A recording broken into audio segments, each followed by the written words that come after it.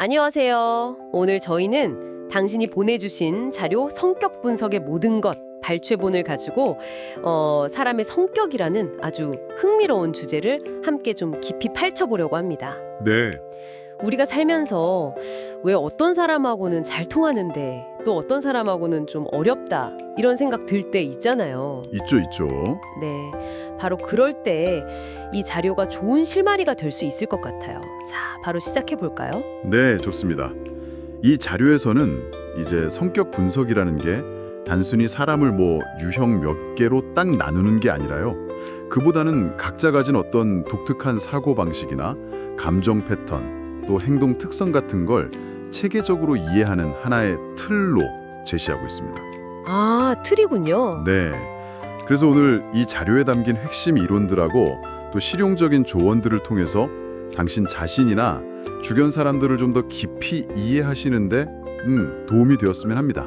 네, 자료에서 여러 모델을 소개하던데 가장 먼저 눈에 띈 게 심리학계에서 꽤 중요하게 다루는 빅5 모델이었어요. 이게 가장 과학적인 접근법 중 하나라고요? 네, 맞습니다. 빅5는 성격을 크게 5가지 차원으로 보는데요. 그러니까 경험에 대한 개방성, 그리고 성실성, 외향성, 원만성, 마지막으로 정서적 불안정성, 이렇게요. 아하, 근데 흥미로운 점이 자료를 보면 이 중에서 특히 성실성 있잖아요. 네네. 이게 다양한 직업군에서 직무 성과를 예측하는데 가장 강력한 요인으로 꾸준히 나타난다는 거예요. 오, 정말요? 보통 외향성이 중요할 것 같은데. 그렇죠. 약간 의외일 수 있는데 성실성이 그렇다고 하더라고요. 와, 그건 진짜 흥미로운데요? 성실성이 성과 예측에 그렇게 큰 영향을 준다니. 그럼 빅5가 성격의 어떤 큰 그림을 보여준다면 우리한테 좀 더 익숙한 MBTI는 어떤가요? 이것도 자료에서 다루고 있었죠? 마이어스 브릭스 유형 지표요. 네, MBTI. 아마 많이들 들어보셨을 텐데요. 이건 외향, 내향, 감각, 직관, 사고, 감정, 판단, 인식 이렇게 4가지 선호 경향을 조합해서 16가지 유형을 제시하죠. 네. 물론 자료에서도 언급하듯이 과학적 타당성에 대한 논제는 좀 있어요. 하지만 뭐랄까, 개인이 정보를 어떻게 받아들이고 또 어떤 방식으로 결정을 내리는지 그 선호하는 스타일을 이해하는 데는 여전히 많은 분들이 참고하고 계시죠. 아, 그러니까 어떤 스타일을 이해하는 도구군요. 그렇죠. 일종의 자기 이해 도구로 활용되는 셈이에요. 그렇군요. 자료에 또 다른 모델도 있던데요. 애니어그램이요. 이건 9가지 유형으로 나뉘고 각 유형의 어떤 근본적인 동기나 두려움에 초점을 맞춘다고요. 네, 맞아요.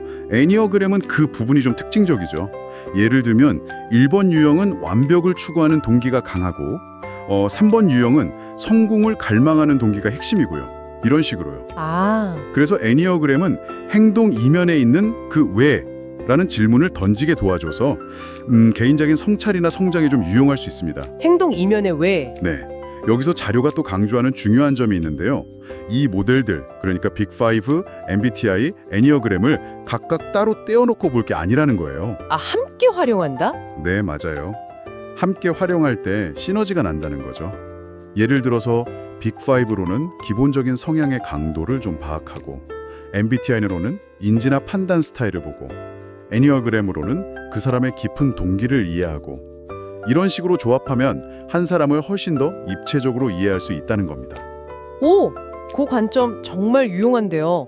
모델들을 조합해서 본다니 훨씬 풍부하게 이해할 수 있겠네요.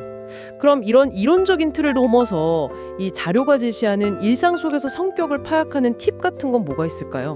관찰을 강조하는 것 같던데요? 네, 맞아요. 관찰이 중요하죠. 상대방이 말하는 방식이라던가 자주 쓰는 단어 아니면 몸짓 같은 비언어적인 신호들 특히 스트레스 받는 상황에서 어떻게 반응하는지 이런 걸 좀 유심히 살펴보는 게 도움이 된다고 해요. 네. 그런데 정말 중요한 건요. 자료에서도 계속 강조하는데 그렇게 관찰한 단편적인 모습만 보고 속단하면 안 된다는 거예요. 아, 그렇죠. 섣부른 판단은 금물? 네. 왜냐면 성격이라는 게 그 사람의 어떤 문화적 배경이나 자라온 환경, 현재 처한 상황 이런 여러 맥락 속에서 발현되는 거니까요. 맥락이 중요하군요. 그렇죠. 그래서 단편적인 모습보다는 좀 일관되게 나타나는 패턴을 찾는 게 중요하고요. 또 이건 좋은 성격, 저건 나쁜 성격, 이런 이분법적인 시각에서 벗어나서 각 성격이 가진 장점과 단점을 그냥 있는 그대로 이해하려는 태도가 필요합니다. 있는 그대로 이해하려는 태도. 중요하네요. 그리고 결국은 직접 소통하는 것만큼 확실한 건 없겠죠. 잘 들어주고 또 열린 마음으로 질문하고. 정확합니다. 네. 결국 진정한 이해는 그런 열린 대화와 경청에서 시작되는 거니까요. 오늘 성격 분석의 모든 것 자료를 통해서 여러 성격 이론들 그리고 또 타인을 이해하는 실제적인 방법들을 짚어봤습니다. 핵심은 이런 분석 도구들이 누군가를 어떤 틀에 가두려는 게 아니라 오히려 서로를 좀 더 깊이 이해하고 관계를 더 발전시키기 위한 어떤 출발점이 될 수 있다는 거겠죠. 네, 바로 그겁니다. 자신과 타인에 대한 이해는 뭐 한 번에 끝나는 게 아니잖아요. 계속되는 여정이라고 생각해야죠. 각자의 다름 그리고 그 고유함을 존중할 때 우리는 더 건강하고 풍성한 관계를 만들어갈 수 있을 겁니다. 좋습니다. 자, 그럼 마지막으로 당신께 이런 질문을 하나 던지면서 마무리할까 합니다.